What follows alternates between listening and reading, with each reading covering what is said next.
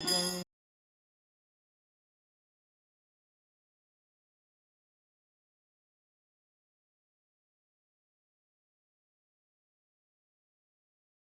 Saturday morning Bhagavad Gita as it is, reading and discussion with His Grace Yashodanandana Prabhu from Twain Harte, California, and all of our participants globally who are interested in hearing the philosophy of Krishna consciousness without adulteration.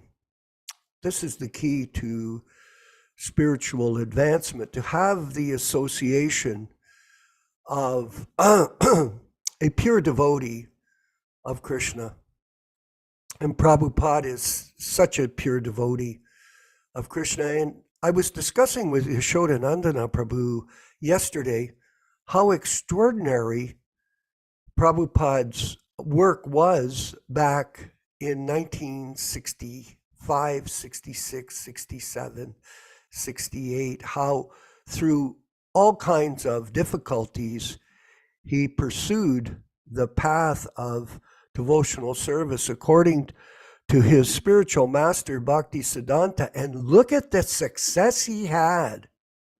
It was extraordinary. When you see all these photographs, I'm looking at the photographs at the beginning of the class while we're hearing the bhajan by Srila Prabhupada, and I'm realizing all of the amazing people that joined him from the West specifically, and then he delegated them quickly to travel around the world and spread Krishna consciousness. He sent people to England.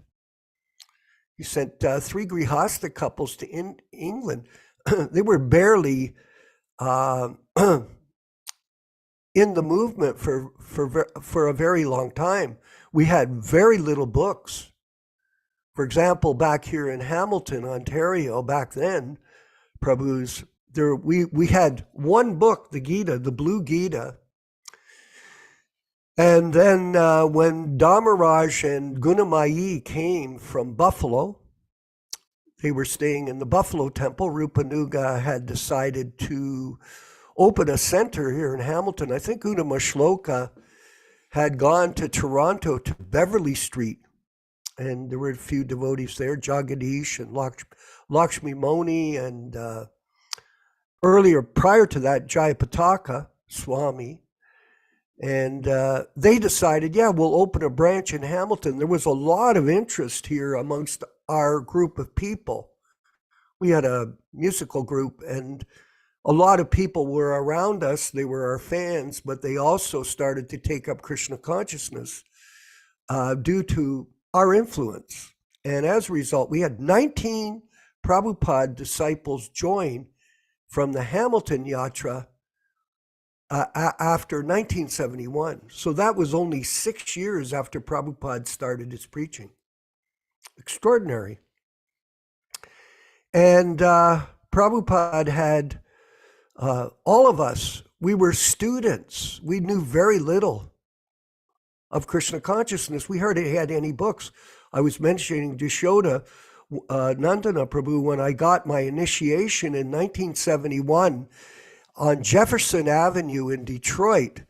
When Prabhupada announced my name, Vishvakarma Das, I had no idea who Vishvakarma was in terms of our philosophy, because we had no books on it.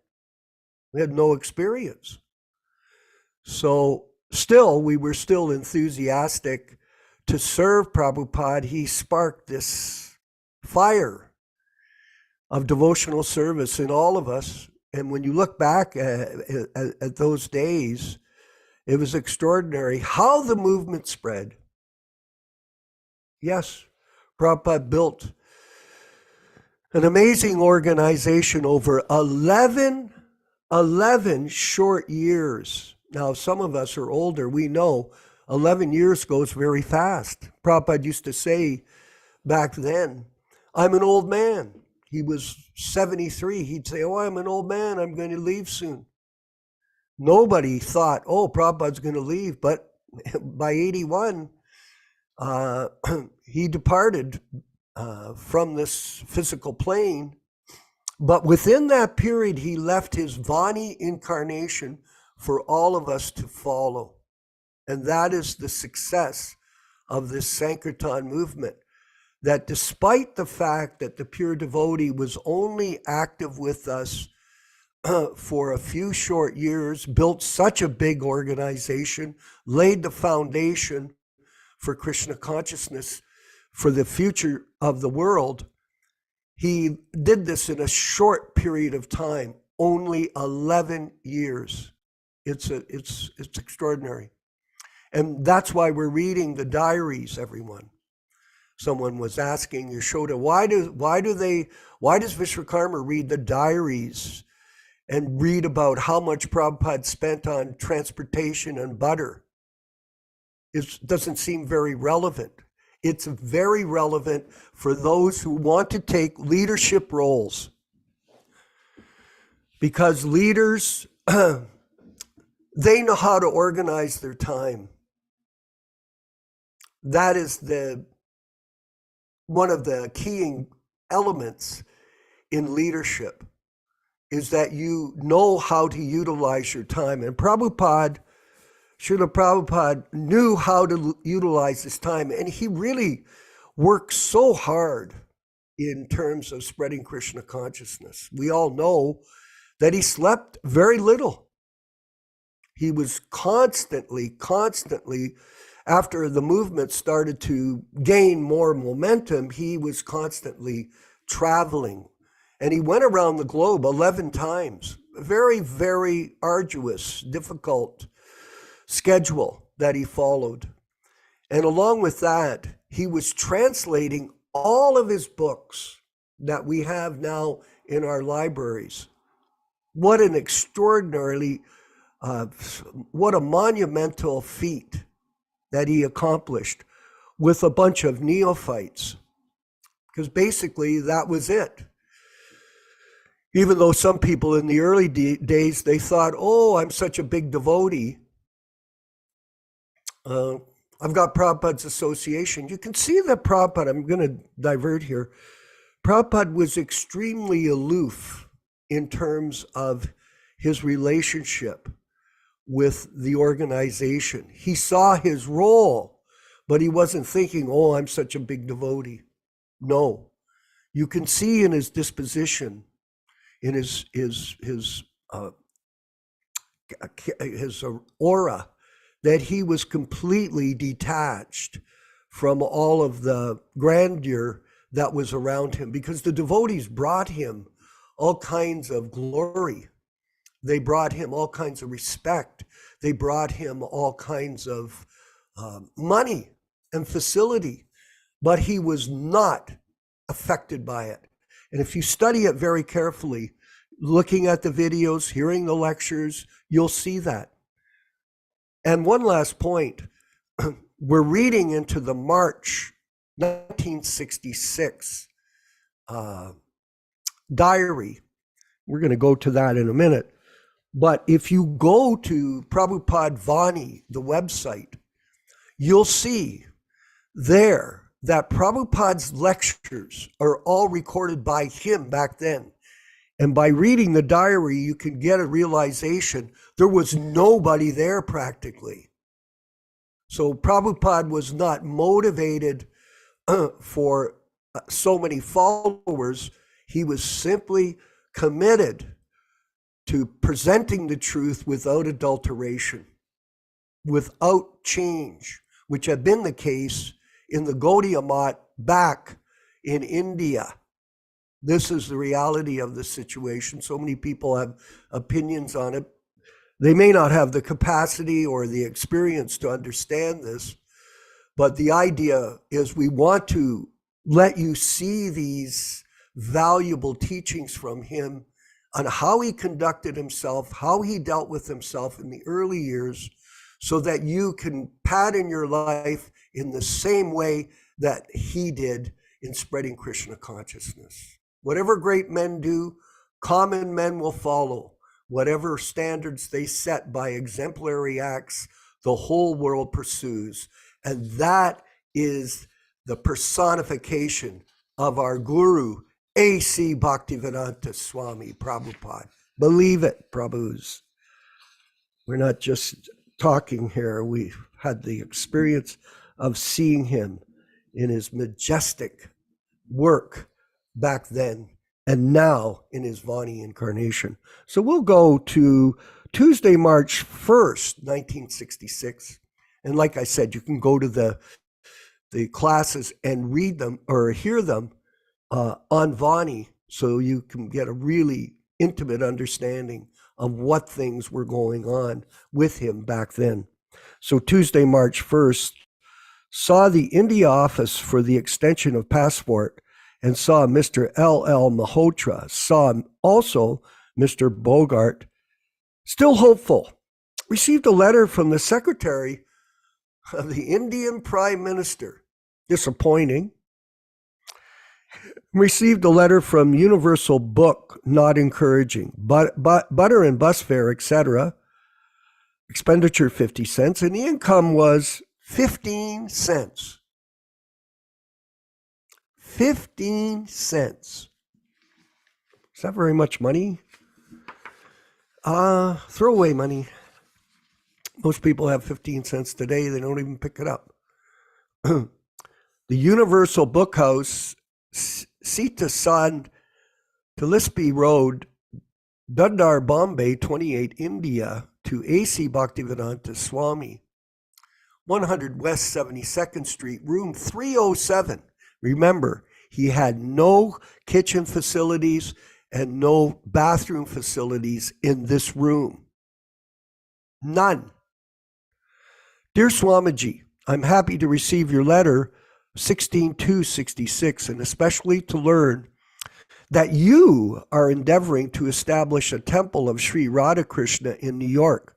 May God bless your efforts so that you may be instrumental to fulfill this unique project. I cannot give you very happy news of the progress of the sale of Srimad Bhagavatam. One thing, because the subject of religious and a small sector of society may personally be interested in the books. The question mainly is of the pocket. Besides other line of business and such that we rarely come in contact with colleges and universities. We tried to push them through some booksellers in Nagpur, Ahmedabad, Pune, etc., but regret to inform you that after some time, these booksellers return the books for want of response. As such, we are not only unenthusiastic to agree to your proposal of taking up sales for all of India, but we're just thinking of requesting you to nominate some other people in our place to represent your sales program in Maharashtra. We have so far sold off 6 sets of your books. The sale proceeds will be rupees 172.80, rupees 100. We shall shortly deposit the amount in your savings account with the Bank of Baroda Limited, wishing you all success in your enterprise. Very. With love and respect, yours truly, A.P. Darwadkar. And there's the letter sent to him. And not good news, eh? But did it deter Prabhupada? Not in the least. As you know, Prabhupada is one of the most prolific and authors in the history of the world on the subject matter of the Vedic teachings. And that's self-evident by his work. By airmail, J.K. L.K. Jha, Secretary to the Prime Minister. Prime Minister's Secretary, New Delhi, February 25th, 1966. Dear Swamiji, the Prime Minister has seen your letter of February 8th, 1966. She appreciates the spirit which has prompted you to carry the spiritual message of Srimad Bhagavad Gita and the Srimad Bhagavatam to other countries. Owing to the critical foreign exchange situation which the country is facing, it is greatly regretted that it will not be possible to assist you from here in your plan to set up a Radha Kṛṣṇa temple. Yours truly, L.K. Jha. And Wednesday, so this is more discouraging news in a relative sense. Wednesday, March 2nd, today in the morning, I went to see Mr. L. Malhotra in connection with the renewal of passport after June 66. The application with letter of forwarding submitted, extension up to June 30th, 66, already allowed. It is referred to New Delhi, and by confirmation from there, the passport will be renewed at least for 1 year more. So it's very good news there. Expenditure, bus fare, 30 cents. Dr. Mishra gave me a pot for drinking milk. Chandra Shekhar sent a letter for seeing the passport office in New Delhi to expedite the reply. Income contribution, $3. Robert brought some of the whole wheat flour. Cohen brought the Sankirtan pitcher.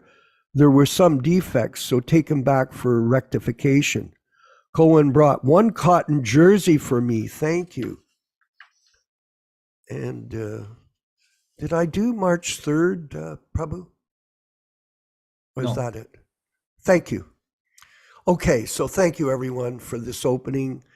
And we really appreciate your participation. We'll move forward with the chanting of Jaya Radha Madhava, and then the reading and discussion with His Grace Yashodanandana Prabhu in the mountains, snow-covered mountains of Twain Harte, California. Oh, glories to Srila Prabhupada.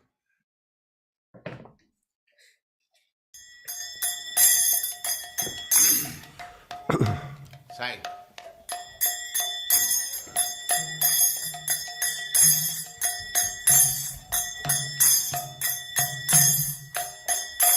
Jaya Radha Madhava Punya Bihari.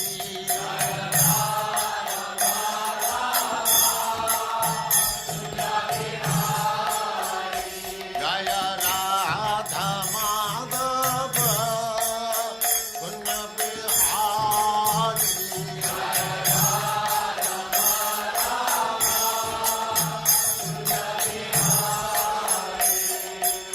Gopi Jana Vallabha Girivaradhari.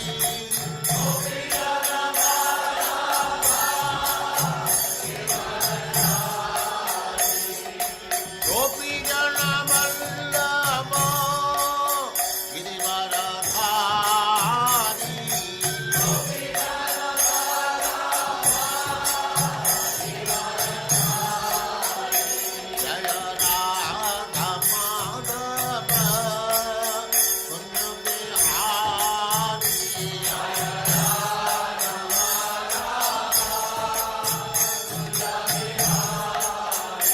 Jaya Radha Madhava Punya Bihari. Jaya Radha Madhava Punya Bihari. Gopi Jana Vallabha Girivaradhari.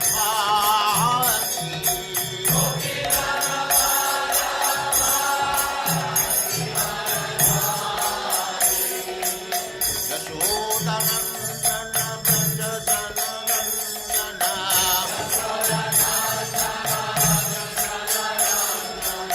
Yashodanandana Brajajananandana.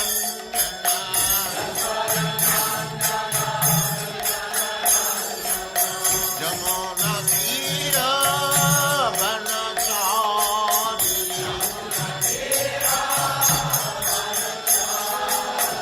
Jamuna Tira Vanachari.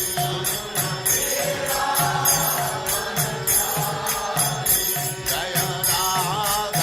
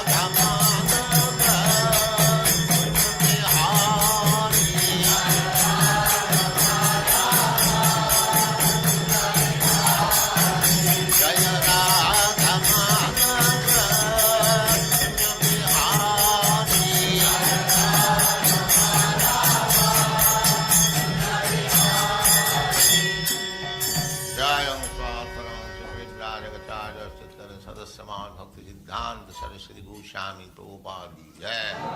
Ananta Koti Vaishnavrinda ki jai. Namacharya Srila Haridas Thakur ki jai. Prem se kaho Sri Krishna Chaitanya Prabhu Nityananda Sri Advaita Gadadhar Sivas Adi Gaur Bhaktivinoda ki jai. Sri Radha Krishna Go Gopinath Sam Kund Radha Kund Giridhavan ki jai. Vrindavan Dham ki jai. Navadvip Dham ki jai.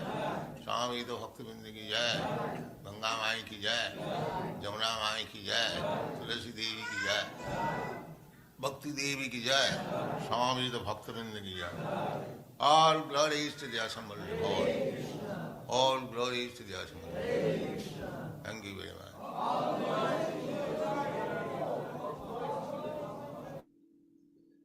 Om Namo Bhagavate Vasudevaya. Om Namo Bhagavate Vasudevaya. Om Namo Bhagavate Vasudevaya. O my Lord Sri Krishna, the son of Vasudeva, the all-pervading personality of Godhead, I offer my respectful obeisances unto you from Srimad Bhagavatam 1:1:1. Narayanam namaskrityam. Narayanam namaskrityam. Naram cheva narottamam. Naram cheva narottamam. Devim Saraswatim Vyasam. Devim Saraswatim Vyasam Tato Jayam Udhirayat.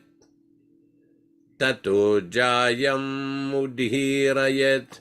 One should utter the means of conquest, Srimad Bhagavatam and Srimad Bhagavad Gita, after offering respectful obeisances, 1, to the personality of Godhead, Narayana, 2, to the Naranarayana Rishi, who is the supermost human being, 3, to the Mother Saraswati, the goddess of learning, then 4, to Srila Vyasadeva, the author, from Srimad Bhagavatam 1-4.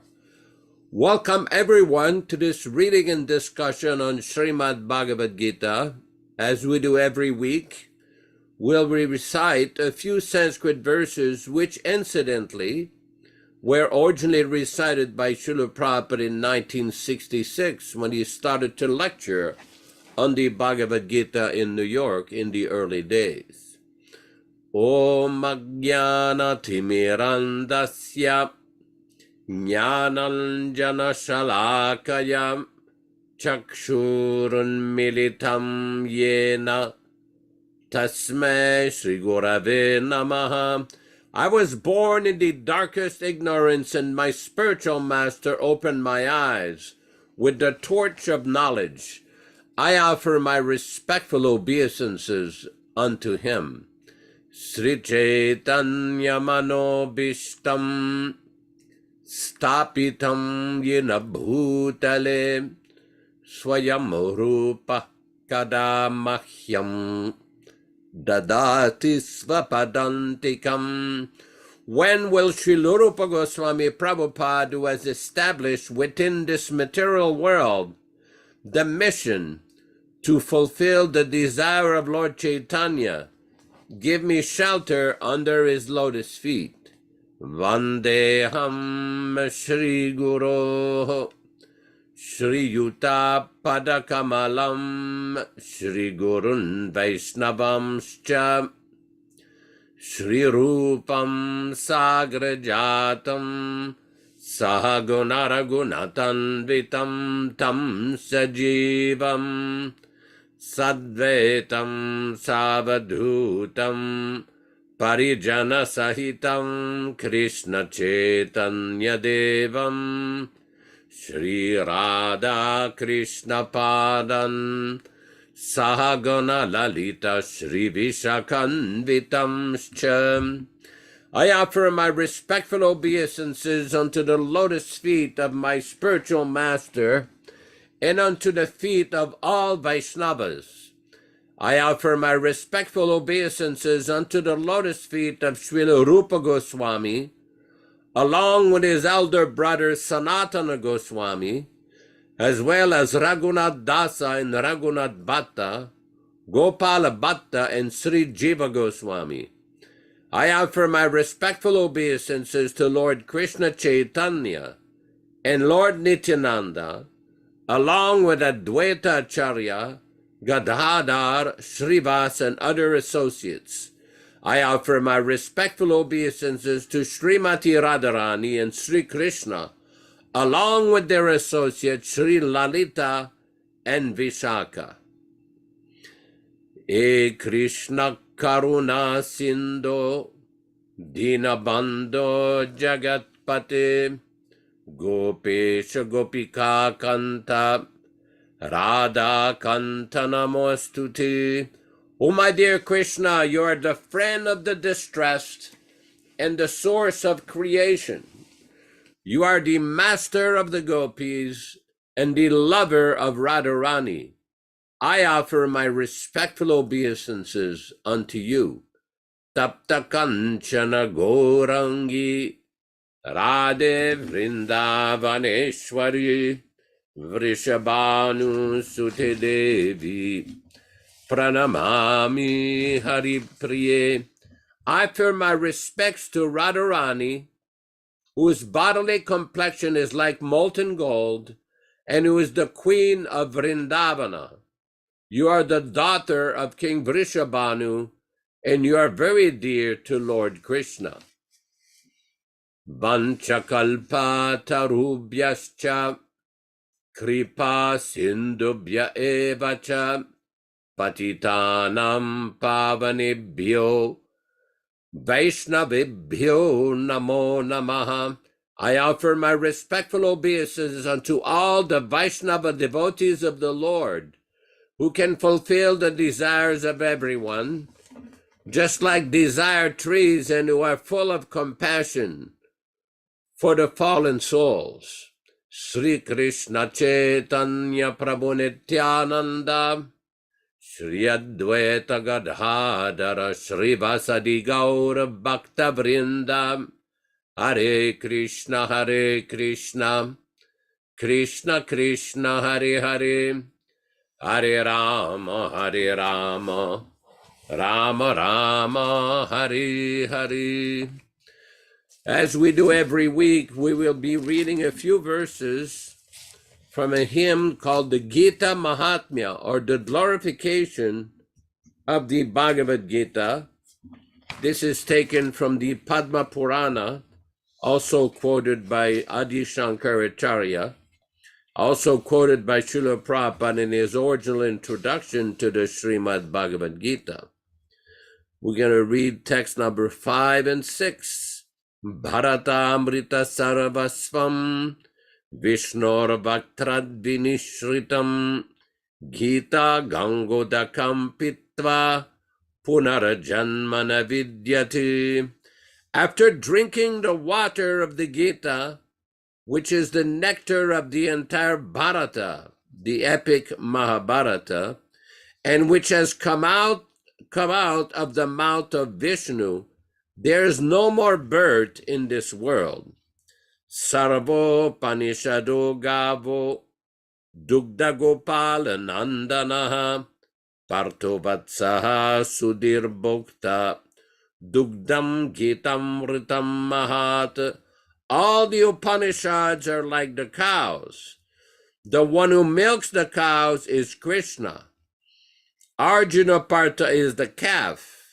Men of purified intellect are the enjoyers.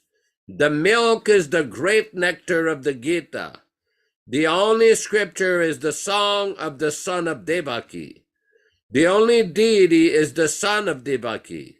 The only mantra is his names. The only action is the service of that deity.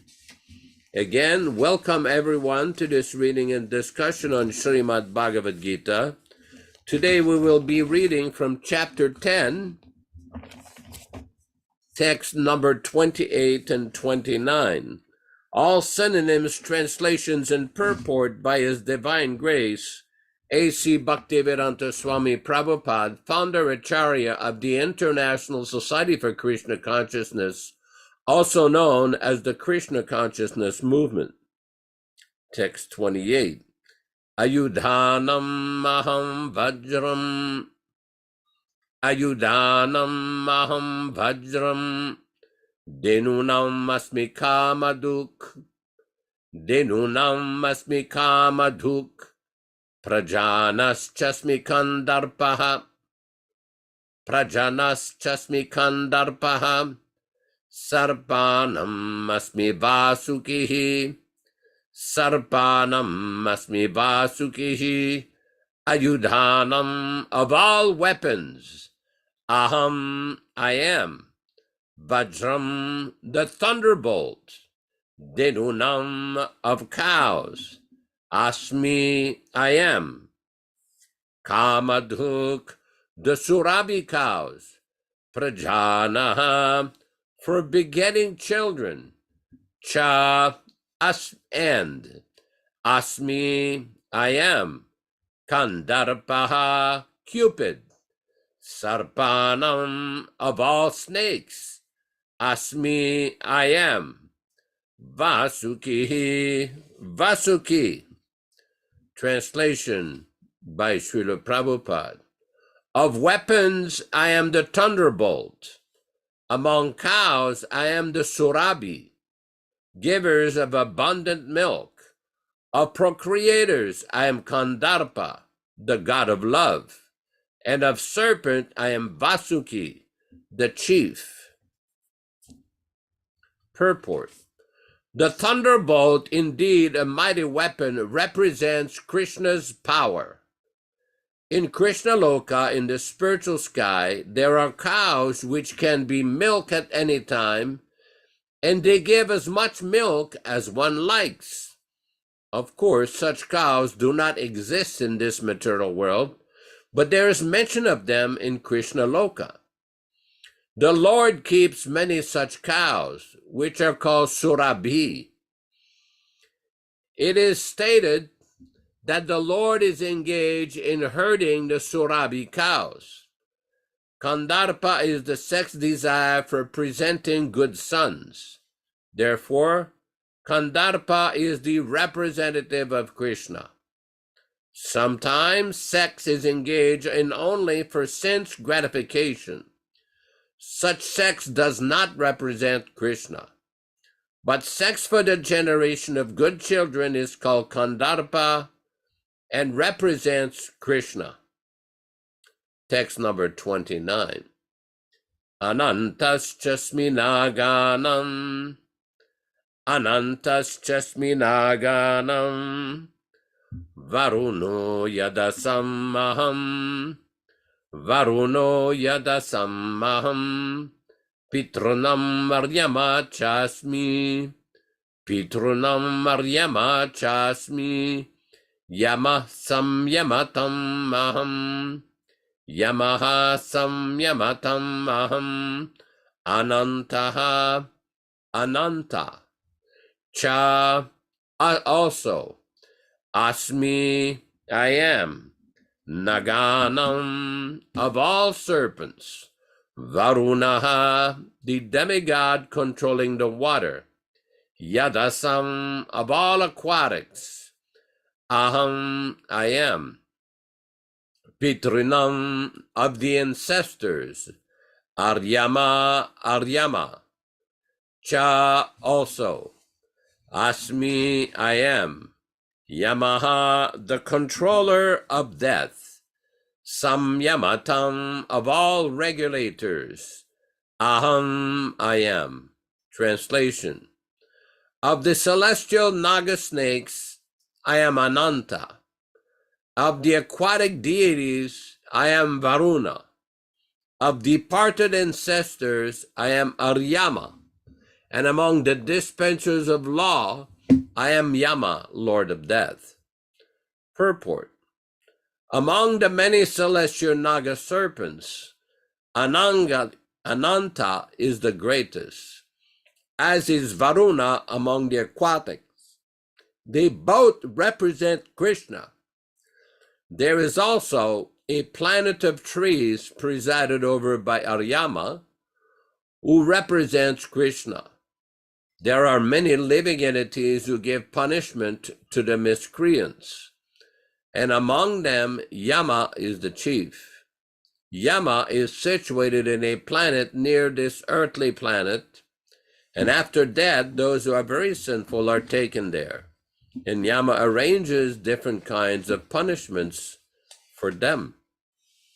Om Ajnana Timirandasya Jnananjana Shalakaya Chakshuran Militam Yena Tasmai Shri Gurave Namaham Nama Om Vishnu Padaya Krishna Prestaya Bhutale Srimate Bhaktivedanta Swamin Niti Namine Namaste Saraswate Deve Gauravani Pracharine Nirvishesha Shanyavadi Paschatya Deshatarine Bhakti Siddhanta Shishyaya Bhaktivedanta Namine Prasannaya Prashantaya Tasmai Shri Gurave Namaham Bhagavad Vandanam Kadhyam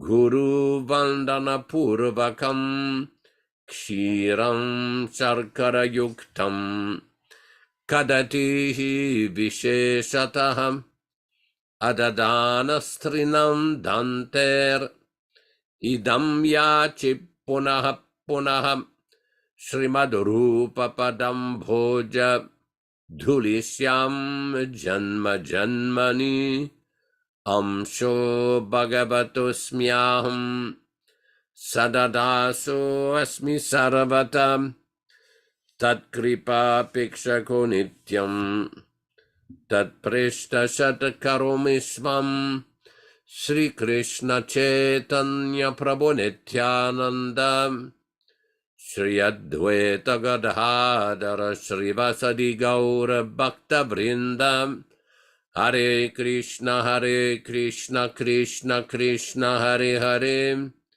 Hare Rama Rama Rama Hare Hare. So here Lord Krishna is describing various special representative of different categories. What is quite significant, Krishna says, amongst the cows, I am the Surabhi, givers of abundant milk. We see in the Brahma Samhita, a Vedic literature which was often quoted by Sri Chaitanya Mahaprabhu, that the Chintamani cow, the abode of Chintamani, is described as Goloka Vrindavana, the planet of Lord Krishna. Chintamani prakara sadmasu kalpabriksha lakshavriteshu surabhi palayantam. There's a description there of what is the living situation in this planet. And one of the prominent features of the spiritual world, of this great transcendental place, is that there are plenty, unlimited Surabhi cows, these special cows that produce unlimited amounts of milk. Prabhupada is describing in the purport, of course, we don't find these cows here in this world, but they're there in the spiritual world. Prabhupada says, of course, such cows do not exist in this material world, but there is mention of them in Krishna Loka. The Lord keeps many such cows, which are called Surabhi. It is stated that the Lord is engaged in herding the Surabhi cows. This is one of the characteristics of Lord Krishna. One of his name is called Gopala. Gopal means one who is the protector of the cows. Govinda. one who gives protection to the brahmanas, to all the senses, and to all the cows. Protection of cows is very important in Brahminical culture. Whereas in Mleccha culture, in Yavana culture, they kill the cow. According to Chanakya Pandit, there are 7 mothers, of which the cow is considered one of them. The cow is a very important animal because it gives milk. And even the stool of such animal is beneficial for agriculture, for so many other purposes. But due to the influence of Kali Yuga, the age of quarrel and hypocrisy, so many people are confused. They are bewildered about the importance of the cows. They think that killing the cow is necessary for obtaining protein for the human body. This is foolishness. This is not human culture. This is barbarian culture. A human being can get plenty of nourishment from various grains, fruits, vegetables, milk. So many different combinations are there. Hundreds, thousands of preparations can be made. But due to the influence of Maya, or the illusory energy, people think that they have to kill the cow. There's an interesting conversation where somebody asked a question from Srila Prabhupada and said, well, in the Bible, it says that Jesus Christ provided fish to the various inhabitants of that region. Prabhupada says Jesus Christ can eat the whole world. He is not Jesus Christ. You cannot imitate. But does that mean that now you have to start these big slaughterhouses because he provided some fish to some hungry people? Of course, they have no reply to such a point. Interestingly, the other day, somebody sent me an article about different statement in the Bible with regards to not killing animals. And one such statement was quoting that in the Greek language, the word trophe, T-R-O-P-H-E, means nourishment. And the way it was, by the time they translated it into English, they translated it as meat. Well, there's a lot of different foods that can provide nourishment without being meat. As a matter of fact, many very healthy foods provide nourishment without being meat. So in Vedic culture, the cow is very important to protect the cow. To protect the cow. We see in India, there are many goshalas and organizations that promote the protection of the cows, and also to protect Brahminical culture.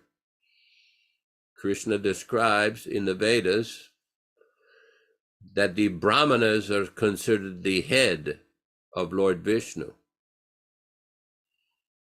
Brahmanosi mukamasit. This is a very important point. The Brahmanas, the head of society, are meant to give guidance to the other members of society.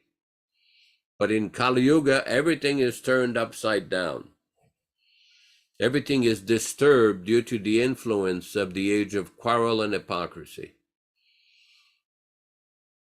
We see every day there's so much propaganda, so much talk in the newspapers, in the radio, on television, on the internet. People talk amongst themselves. So much gossip, so much nonsense gossip. Why? Because this is the tendency of conditioned souls, to engage in gossip, useless talk,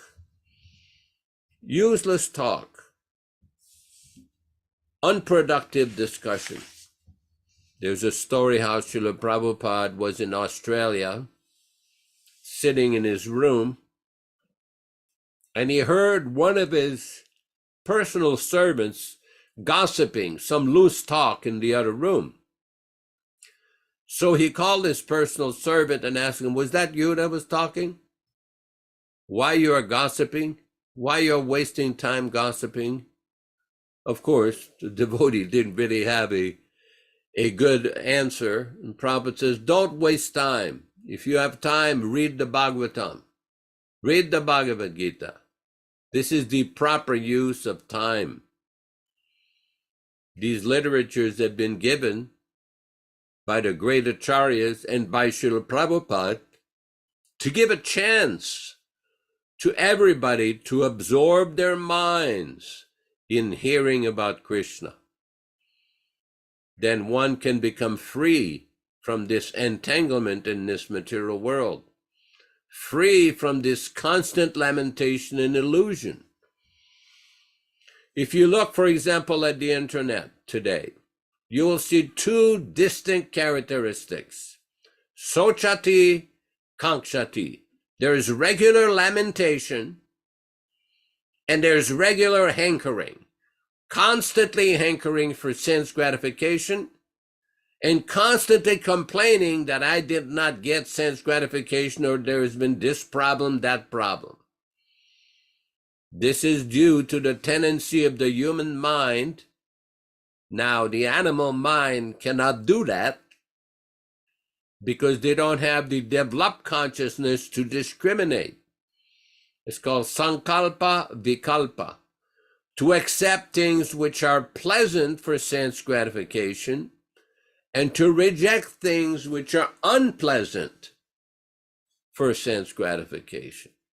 So the mind is always busy trying to hanker some new pleasures for sense gratification.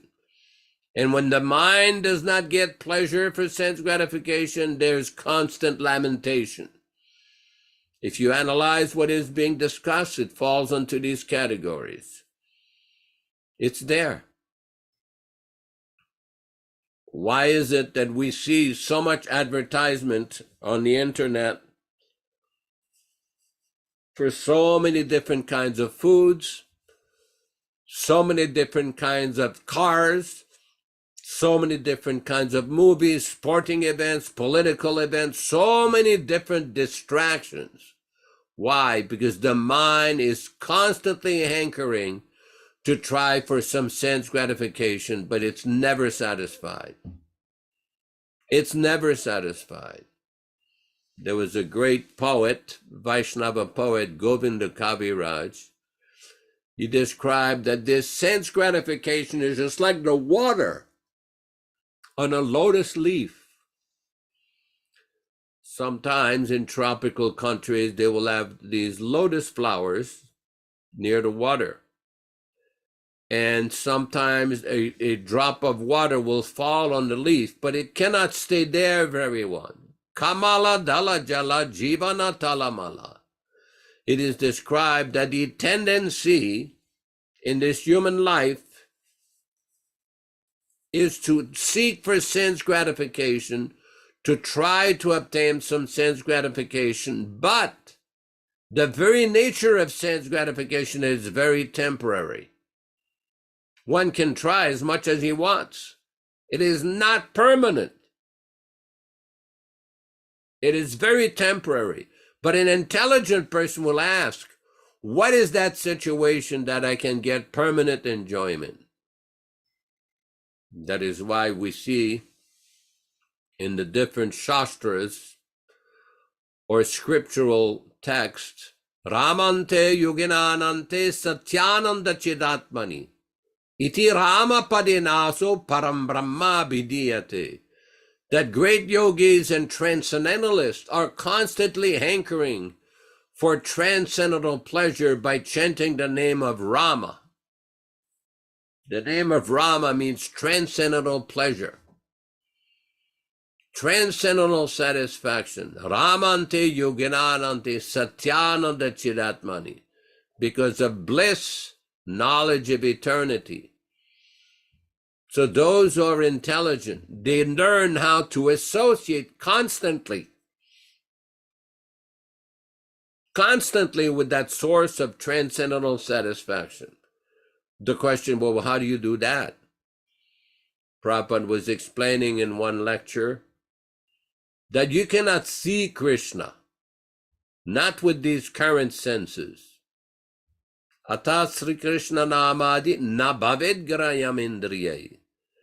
That the person Krishna, his activities, his form, his qualities, with these mundane senses, you cannot see.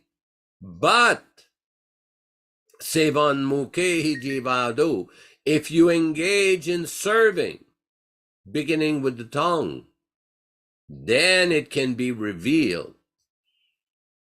Because many times people will say, well, can you show me God? And every time Prabhupada was asked that question, he would reply, well, do you have the eyes to see? Prabhupada says, I can show you, but you have to develop the eyes to see. You have to purify the consciousness, purify the mind and the senses. And that is done beginning with the tongue.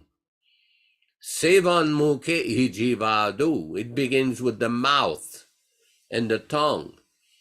What is the function of the tongue? To taste and to vibrate. Two basic fundamental features. We like to taste various kinds of palatable foods, and we vibrate. So many different kinds of vibrations. We speak, we sing, so many things.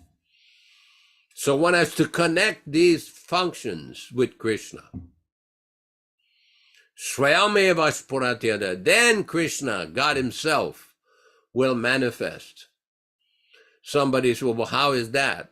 Because the name of Krishna, Abhinatvam Nama Namina, the name of Krishna is non-different than the person Krishna.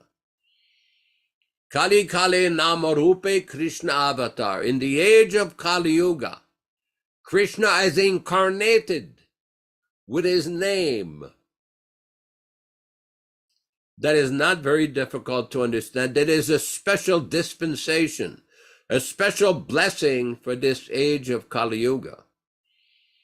That anyone can take advantage of hearing the name of Krishna, hearing the activities of Krishna, hearing the message of Krishna, hearing the qualities of Krishna. Just like we're discussing today from Bhagavad Gita about the different cows in the spiritual world, and so many different features also, because people ask so many different questions. So it is very important to hear from proper sources and avoid nonsense gossip. Nonsense gossip will ruin your intelligence and will ruin your life. Quite significant, Prabhupada says, this is quoted from a conversation in Los Angeles in Prabhupada's garden on June 10th, 1976. June 10th, 1976 in Los Angeles, California. Prabhupada, so sleeping is waste of time. Therefore, spiritual advancement means minimizing sleeping. Nidrahara vihara kadi vijito. About the Goswamis' life, it is said they conquered over Nidra Ahara. If you eat extraordinarily, then you will sleep also extraordinarily. If you eat frugally, as much minimum required, then you can conquer over sleep. Eating, sleeping. Sleeping depends on eating. Atyahara prayastascha prajalpo niyamagrahaha. Nectar of instruction number 2. The people in the material world, atyahara means collecting more than necessity. Somebody has got millions of dollars, still he's working hard day and night to increase the bank balance. Why? You've got sufficient money. Now you engage your life for spiritual advancement and take little food. God is giving you enough. Why you are wasting your time in collecting money and eating more? That is misuse. Therefore, Rupa Goswami says, Atyahara prayasascha. The prajalpo niyamagraha. Ahara means eating, and ahara means collecting. So these are against bhakti principles, collecting more than necessity or eating more than necessity. Atyahara prayasascha prajalpo niyamagraha. Prayasa, things which are not done very easily. I have to endure very, very hard. That kind of work should be avoided.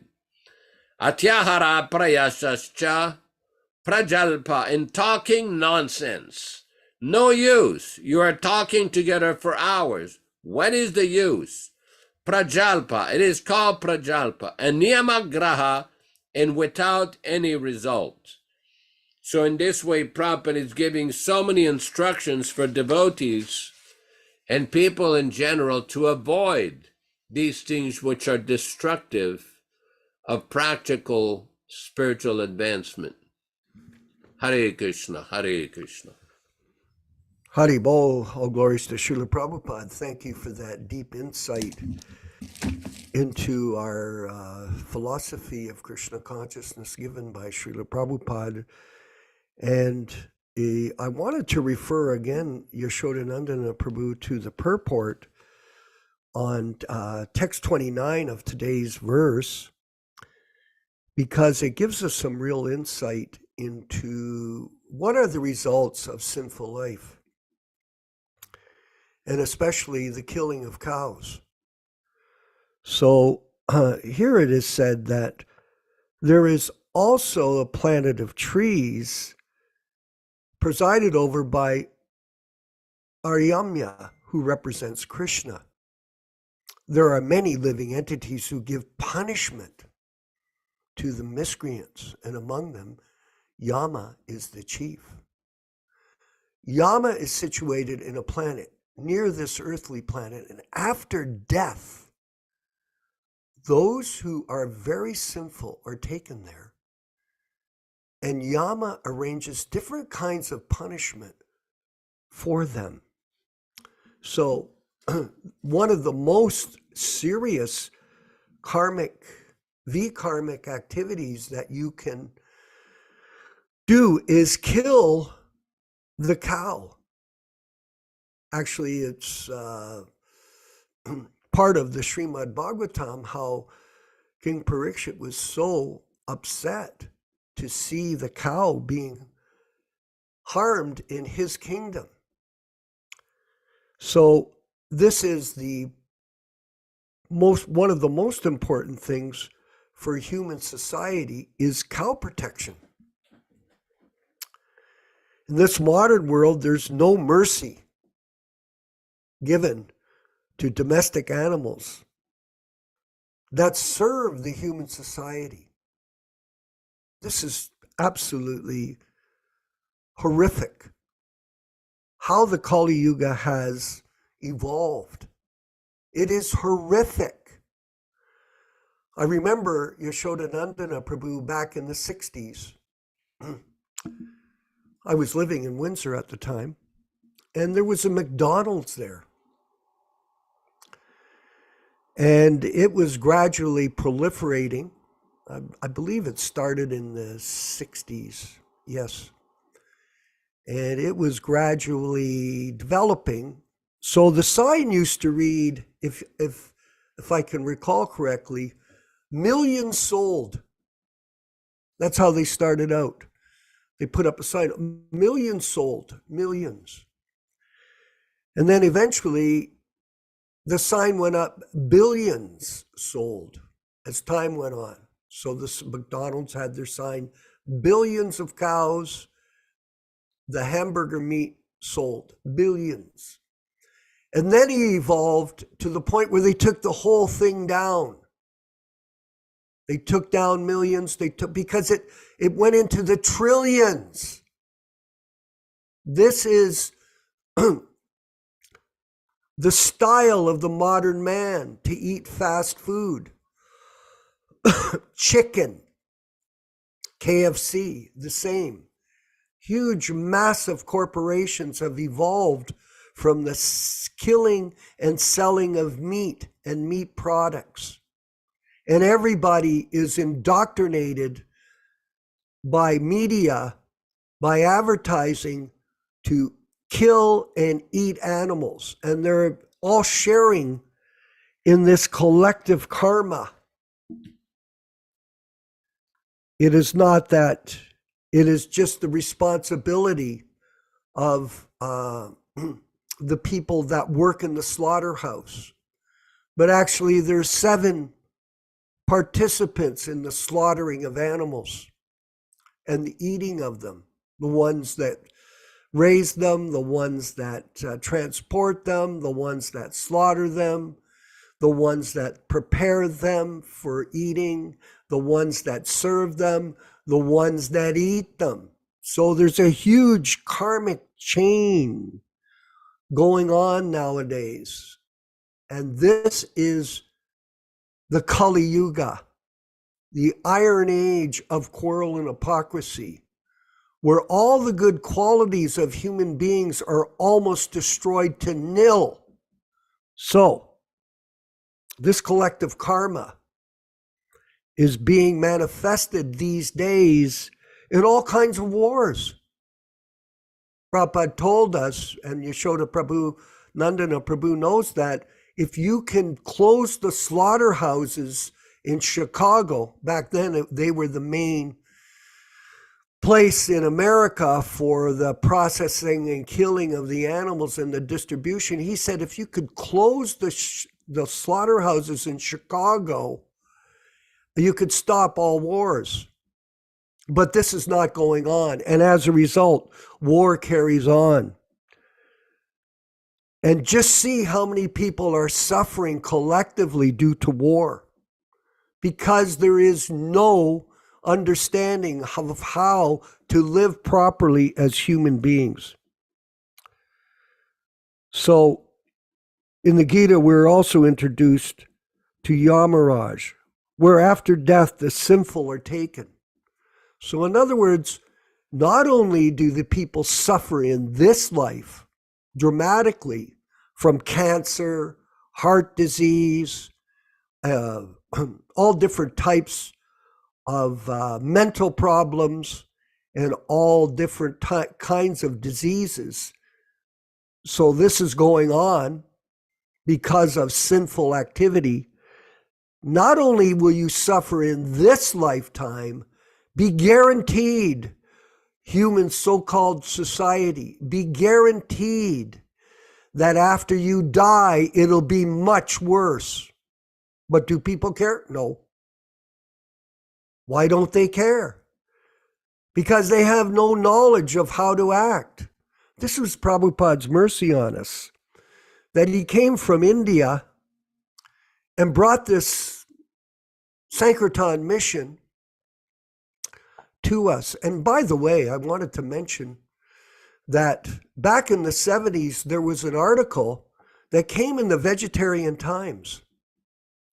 And it said that the Kṛṣṇa movement was the biggest influence for vegetarianism in America.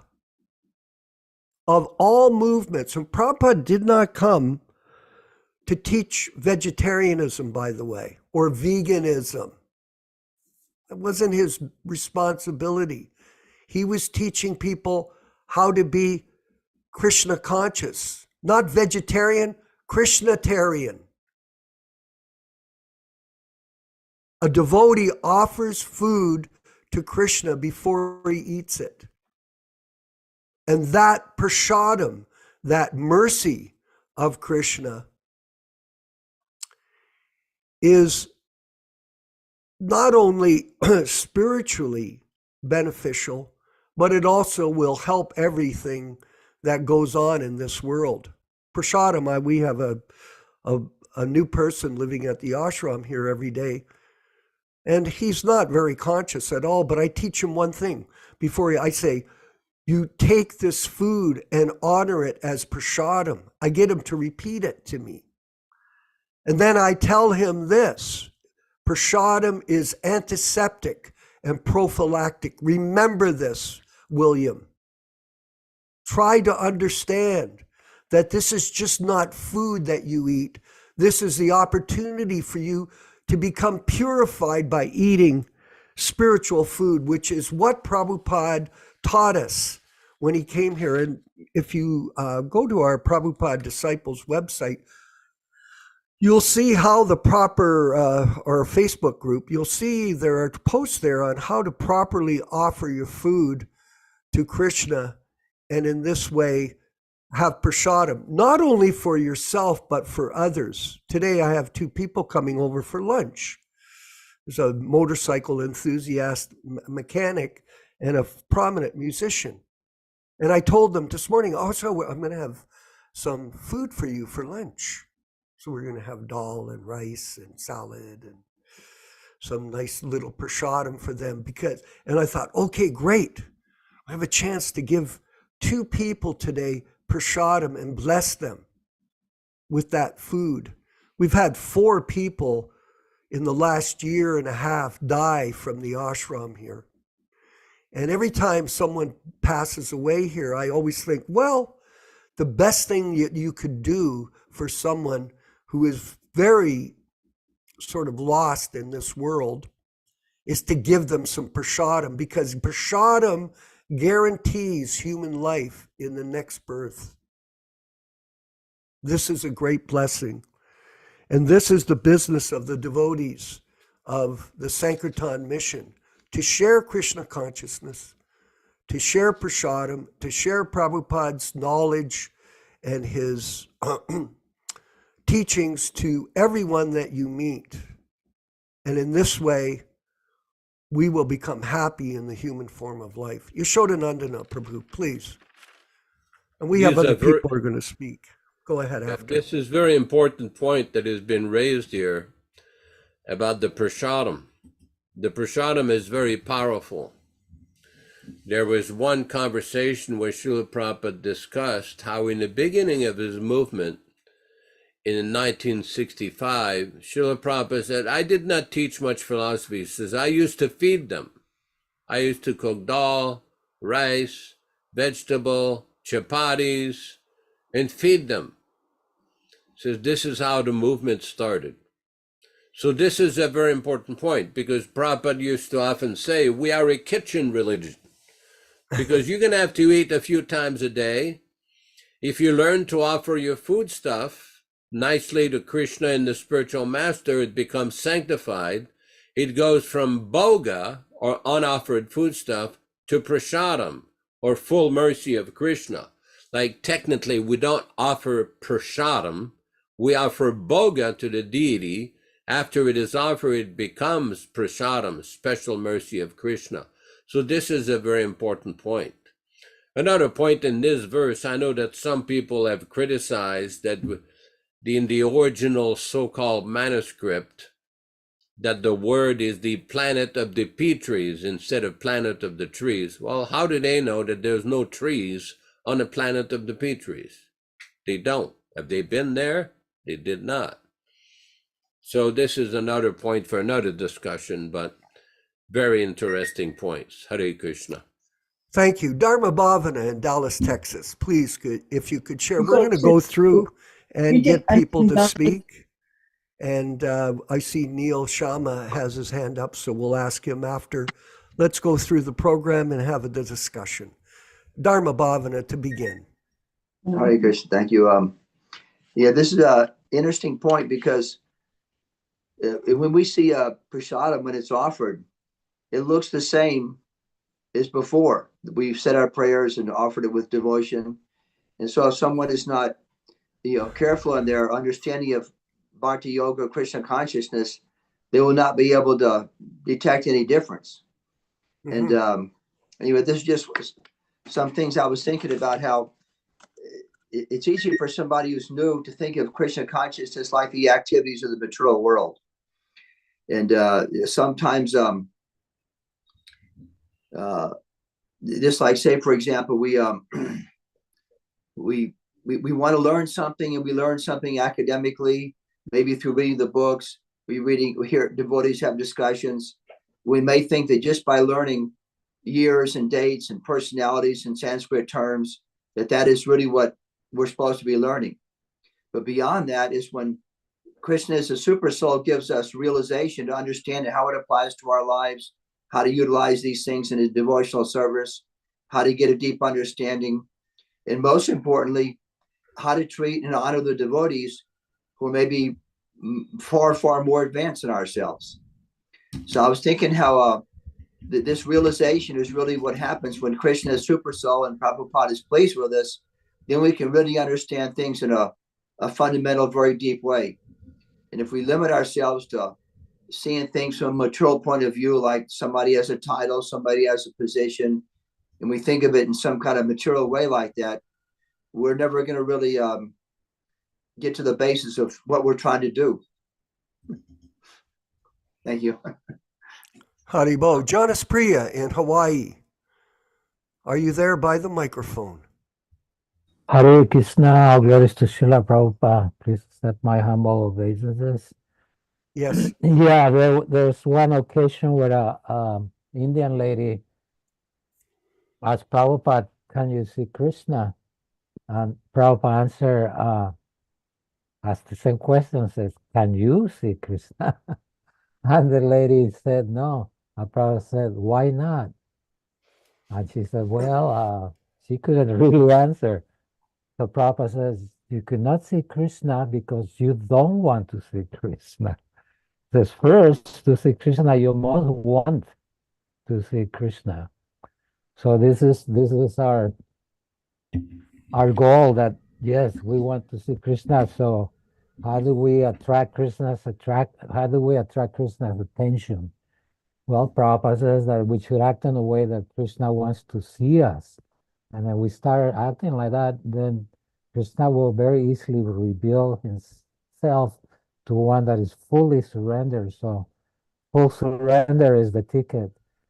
Full surrender is not easy because we're so conditioned to simply follow the dictation of our senses. So if we could break away from the slavery of the senses, then that's the beginning on our way to start seeing Krishna. And Krishna makes it very easy, like we read it on this chapter, that Krishna's there everywhere. When you feel the warmth of the sun, who is that? That's Krishna. That amazing taste and pure water, what is that? Krishna says, "I am the taste in the water." So it's hard not to, once you start understanding what Krishna is and where he is, then you start seeing Krishna everywhere. Hare Krishna. Thank you. Ram Singh in Sacramento. Could you maybe share a couple of points with us on today's discussions? Okay, yeah, Srila Prabhupada started this great transcendental movement it started by the Supreme Personality of Godhead himself 5,000 years ago. Then Chaitanya Mahaprabhu, then the predecessor Acharyas came, and then Bhaktisiddhanta, and then Srila Prabhupada. So we are very fortunate to be here discussing the philosophy and planning for the future. Srila Prabhupada wanted temples, centers, farm communities. These are all the responsibility of the students and to implement in their lives. So I feel very fortunate to be here at this time and trying to help in any way I can to make the movement go forward. So thank you very much for the classes. Excellent. Well, that's the secret of success, is opportunity and preparation meet. And when you're prepared and you have the opportunity in this Krishna conscious mission, then you can be truly successful in the human form of life. We have our friend Neil Sharma in Miami. He looks so beautiful. Hare Krishna. Haribo Prabhu, pleji. Hare Krishna, Prabhuji. Neil Sharma does. Very important, what you call, Yes. very important topic about food. And I think Yes. for those people who are the preachers amongst us, Yeah. we can promote this particular topic very easily amongst potential candidates who would be interested in joining Krishna consciousness. When somebody asks me as to why are you a vegetarian, I ask them, what is the reason you want? Do you want a spiritual reason? Do you want an environmental reason? Do you want a medical reason? Or do you want what you call a humane reason, you know? So there are very many reasons. And if you want Yes. to, there are quite a few documentaries which are available on Netflix, of which one is very important, which is Forks Over Knives, like just how you eat a steak, fork over knives. It's an old documentary, but it brings about two very interesting points. As Vishwakarma Prabhu said, that why we don't eat meat, because meat is associated with different diseases, hyperacidity or increased acid reflux. We are talking about coronary artery disease. And this has been proven by two independent people who are not associated with Krishna consciousness at all. One is a Ah, cardiothoracic surgeon and one is a nutritionist. Two of them came together with their research work. They did independent research, and this has been proven. Like in 1941, when Poland was invaded by Nazi Germany, uh-huh. uh, all the meat which was produced in Poland was directed towards the German occupied forces. When they saw the incidence or just the epidemiological studies, meaning how often does this this cardiac events occur or people Yep. with heart disease, Poland showed a huge dip in the incidence of heart disease from Mm. 1941 to 1944. Ah, And when they looked back as to why this dip was there, and then after 1944, it again picked up, that they realized that because Poland was occupied by Nazi Germany and all the forces took over their abattoirs, took over the meat, and so the common man did not have any meat to eat. So the incidence of heart attacks went down. So if you want to know medical reasons, there are very many medical reasons, and you can show them those documentary series. Of course, another big issue which is going on right now is the environmental issue. How much resources go into making 1 ounce of meat yeah. compared to the same amount of protein which you can consume from a vegetarian source? So if you summarize all these things together, the karma process, the karmic account process from a spiritual perspective, if we follow Krishna consciousness, we will be not only good humans, we'll be good earthlings because we'll be good for the environment, we'll be healthier. So everything kind of comes down. The second part which I wanted to talk to about is how Prabhupada interestingly connects food and sleep.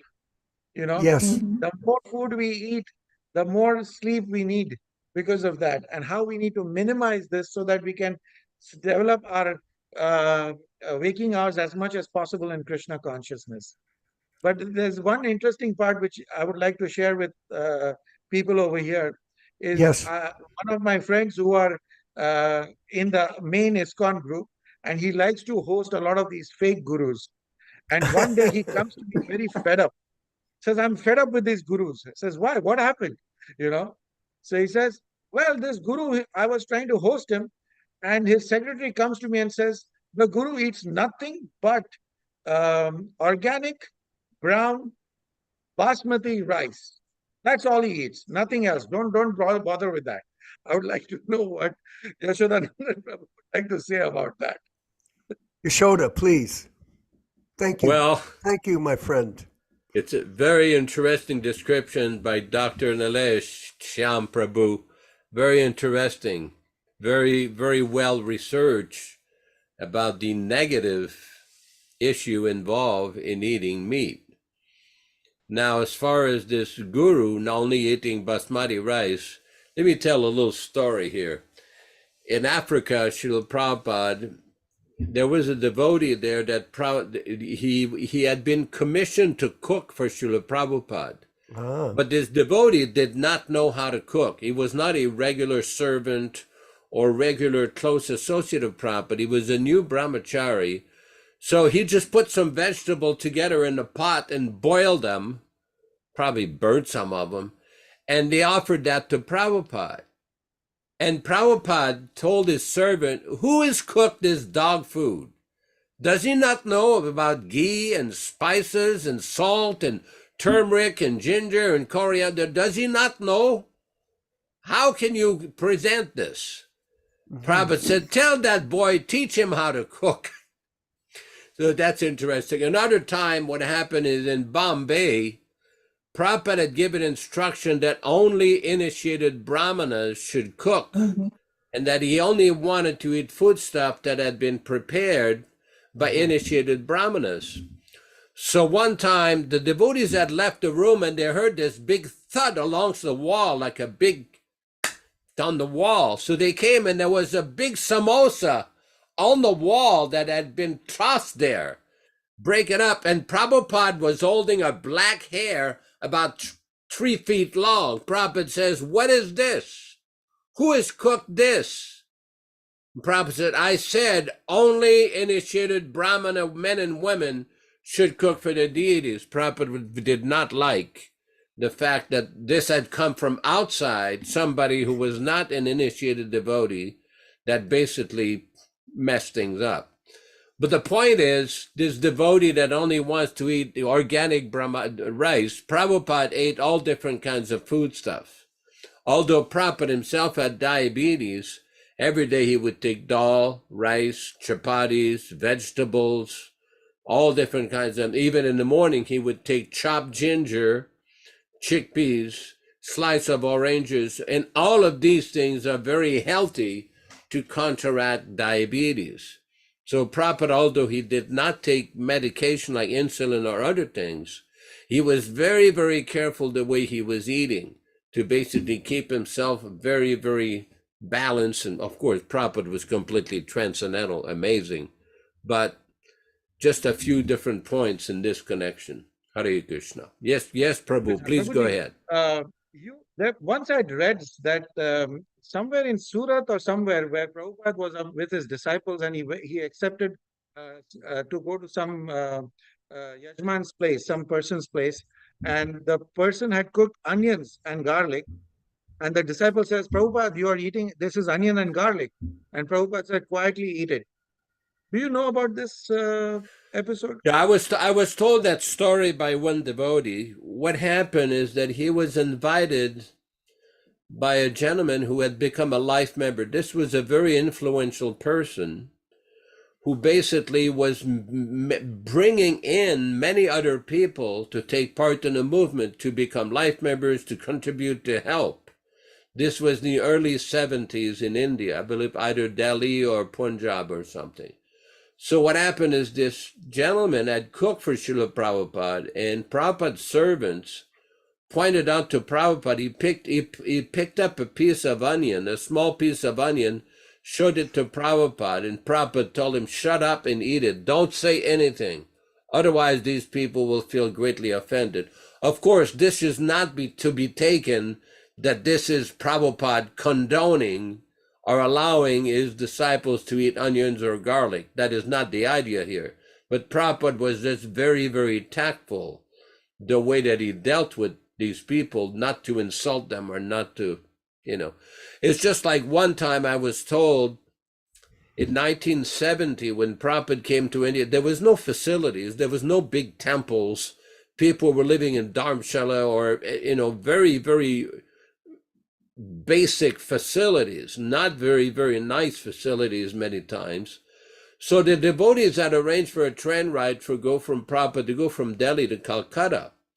So on the way there, in India, in these train stations, if you don't cook in it, they have these little vendors. They'll cook a couple of puris and a little cup of spicy potatoes, and you'll survive. And basically, Prabhupada pulled some rupees out of his pocket, and he got a couple of rupees, puris, and some vegetable. So the devotees looked at Prabhupada and said, Prabhupada, this is not prasadam, it's not offered. Prabhupada said, do you think I'm such a fool that I should starve because you forgot to cook and offer? Is that what you think? In other words, Prabhupada was giving some instruction that devotees should make proper arrangement even when traveling. So that is just one story. Thank you. Very, very interesting discussion this morning. I wanted our production manager, Vinkat Bhatta, if you could bring up the invitation for the classes that we've created for publication, so you can all see this. We do want to continue to increase. Here we have this free online classes that we're promoting globally through the different centers that are operating, whether it's San Diego, Sacramento, or in Mexico, or in Italy, etc., Canada, America, like that, so that people get a chance to have the opportunity to learn about Krishna consciousness in a bona fide way. So in this way, we can proliferate, expand our preaching work to the sincere people that are searching for the truth, because really, people have to be very serious about spiritual life in order to take it up. And having a guru is not a fashion, it's a necessity. And we have Prabhupada in his Vani incarnation and his bona fide disciples representing that to the public. And these classes are part of the weekly sadhana program that we're promoting. So you can see this. So if you want this particular piece of artwork, you please speak to us, and we'll get our production team to send you the artwork, and you can print it. And Vinkat Bhatta, could you just show the second page, please? Now, up at the top, there's a little open banner there. Just slide down a bit, Prabhu.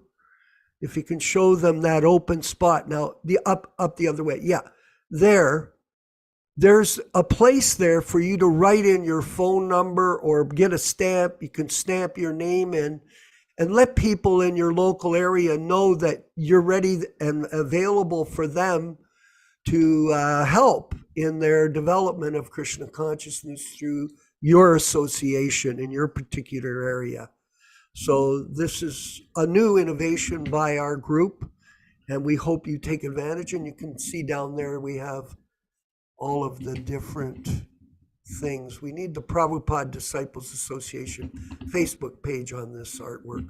But anyway, we're moving forward, and we look forward to seeing all of you tomorrow for Srimad Bhagavatam class. We had a very good turnout today.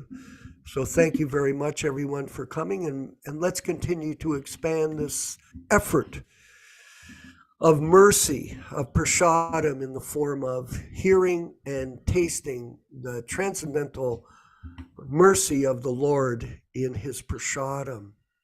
Let's go ahead, Prabhu, and play the chanting of Hare Krishna. Chant along with Srila Prabhupada, everyone, and continue to enjoy your service in his mission. Hari Bol. Shri Krishna Chaitanya Prabhu Nityananda Shri Advaita Gadadhar Shivasadi Gaur Bhakta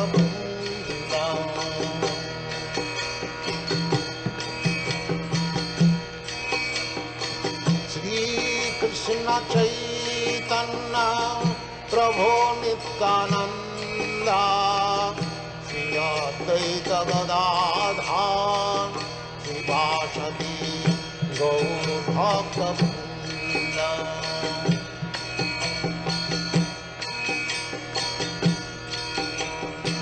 Shri Krishna Chaitanya Prabhu Nityananda Shri Advaita Gadadhar Shivasadi Gaur Bhakta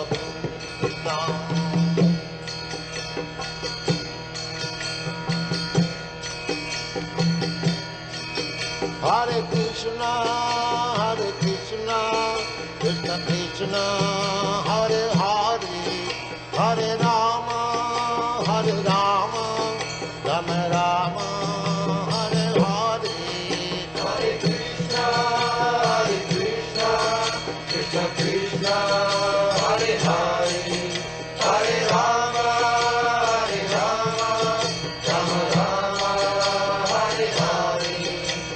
Hare Krishna, Krishna Krishna, Hare Hare, Hare Rama, Rama Rama, Hare Hare. Hare Krishna, Krishna Krishna, Hare Hare, Hare Rama, Rama Rama, Hare Hare. Hare Krishna, Krishna Krishna, Hare Hare, Hare Rama, Rama Rama, Hare Hare. Hare Krishna,